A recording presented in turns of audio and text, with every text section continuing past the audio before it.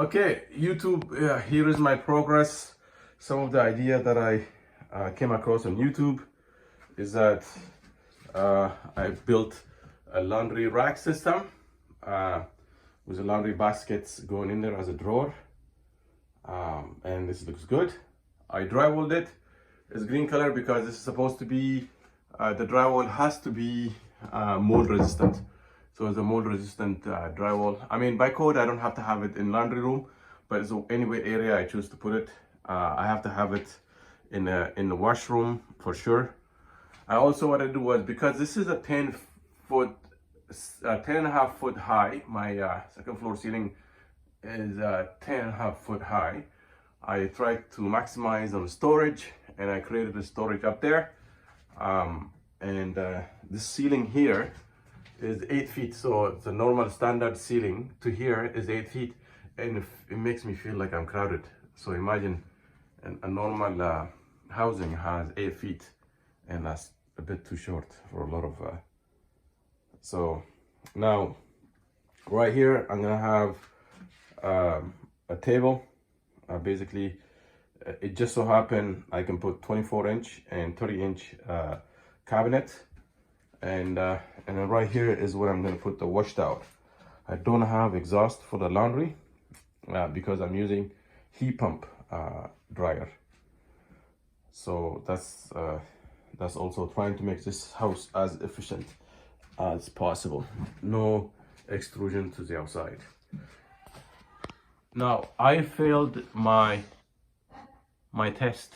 Actually I failed my inspection, my plumbing inspection. Some of it here I did it myself, some my buddy Rick did it, but here is the laundry drain. So that one there is a vent going up. So I failed it because there, as opposed to a Y, I was supposed to have a TY, like a T straight up.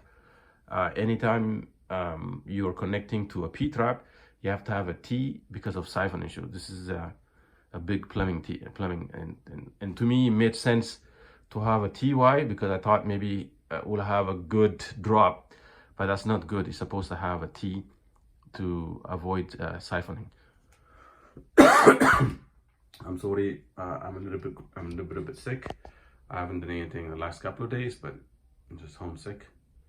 Now I'm gonna have to cut that, and what I'm gonna use is I'm gonna use this piece I got. I guess again I googled about how to cut it. I'm gonna use this piece to cut it and fix that up. I mean the inspector said I can leave it, but you know it's not a good thing, right? I mean I have to do things right because this thing's gonna be there for millennia, so I have to do it right. So I have to cut it and redo it. That's that. And so once I'm done that, I'm gonna put the drywall there, and this place is ready to mud, and I'm gonna put drywall up there. Then the wash towel goes over here. Okay, that's my progress for laundry. And then I have a closet, a washroom, 2 washrooms to do. A bit slow, my progress, a bit slower than I expect. The other big thing I did was, it took me a while to do, is that build my solar collector system. Right, I was able to put all the tubes, 60 tubes up there. Now it's producing heat, and I programmed it so it starts to transfer heat whenever it's greater than the 500-liter tank. Right, before I only wanted it to transfer when it reaches 140 Fahrenheit, but I rewrote the code for Adriuno and transferred. So everything in this house is always a work in progress, always improving. Now you can see here I used 5A from work. Anybody who worked in the telephone business knows what this is. It's a big strip, 5A, and this is where all the sensors come to connect in parallel. And then one cable from the sensors go to the Adriuno. So Adriuno Mega, I programmed it so that whenever the solar, the temperature for the solar collector is greater than the temperature for the 500-liter tank. Otherwise, the heat pump is on all the time. So I got the temperature for 120-liter tank, temperature for 500-liter tank, for solar temperature, and then temperature outside. Okay. So these are the conditions whereby any of these relays turn on. Now, I don't have any relays turned on right now. There's one relay for the solar collector that's normally closed. That's what it's tied on, and it became normally closed because the temperature is greater than the 500-liter tank. Okay, so I got an 8-port relay in there, the display, and then Adriuno Mega. Now I can see that the heat pump, that the pump is on. I can feel the heat from the solar collector. This is going to the solar collector outside, right? And then that's supply line, right? And then this is a return line. And it looks like it's transferring heat. I can feel it. So which is good. And the three-way valve is showing that it's transferring liquid onto the solar because it's going down.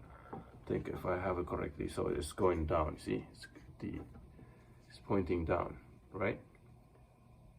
So that means is that the water or the glycol is flowing down that way and out to the solar collector, right? And it's being supplied by the solar pump onto the hot water tank.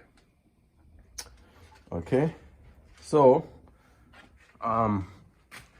what do I think of the solar evacuator tube so far?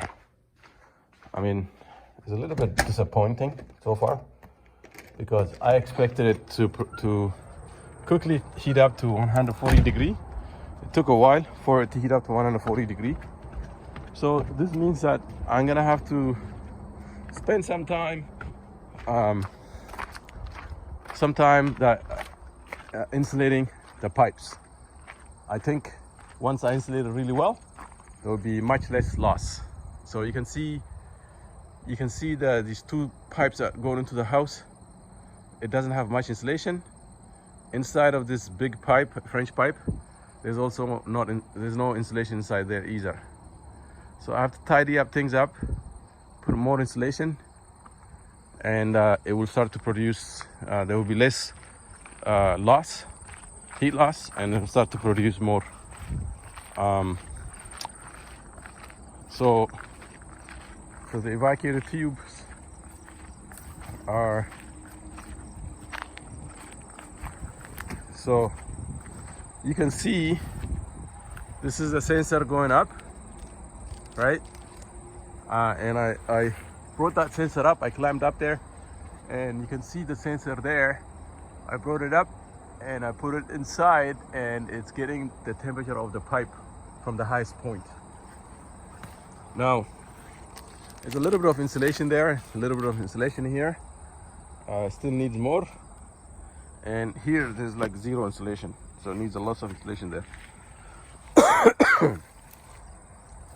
And some places don't have insulations. We had to redo this because it was leaking. We had to redo that. It was leaking. So that one doesn't have insulation. So it's a return. It will always be called. This is the return side of the system. That is on the top. That's what the supply is. So I have to put this back on, right? And I have to insulate the system. See what happens. I need to do more insulation, obviously.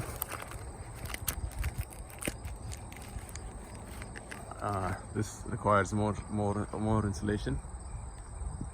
I plan to use spray foam in there. Like I'm gonna shovel styrofoam in there and then spray foam it almost down down to the edge. I'll probably do the same on the other end, right? So it's been a long time coming. There's one pipe, one evacuated tube that I have to replace because it broke, and then 2 more actually broke. So 3 evacuated tubes broke for me. So I have spare ones, and then I will see how it's gonna do in the winter time, and I'll keep a tally of the heating system, how much heat it's producing. Now, so please subscribe to my YouTube channel. Please hit like if you like this video, and help me get to the 1,000 subscribers. I'm only aiming to that. Thank you so much. Bye.